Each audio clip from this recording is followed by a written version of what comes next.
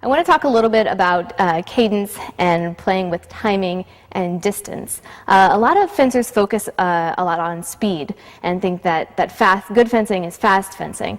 But really, speed, as is perceived in a fencing bout, often comes down to distance, to playing with distance, to how big your steps are, to how you vary the size of your steps, and to how you play with timing and pacing with some of the steps we talked about with your check steps and retreat check steps and gaining on your lunges. So when you're facing an opponent, and you're moving back and forth, you can do a lot of different things with your footwork. So you're following each other and keeping distance, and a lot of those steps might be shoulder width apart. But you also have a lot of tiny steps that you're taking and larger steps that you need to take at certain times. So while many fencers might perceive speed as someone who's moving quickly all over the floor, that's still really predictable. Another way you might perceive speed is if I'm taking little steps and all of a sudden I take one big step, it's speed, but it isn't. There's nothing faster about that last step. It's just bigger.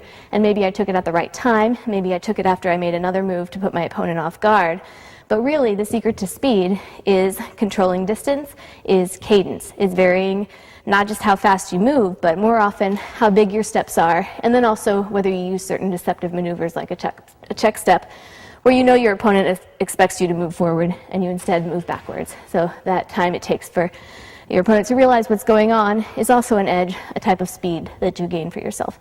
So there are a lot of distance exercises you can use, but really concentrating on footwork, practicing footwork, facing off with partners in exercises just like what we just did will help you get great control over your own distance until you feel really comfortable playing with cadence in your own fencing game.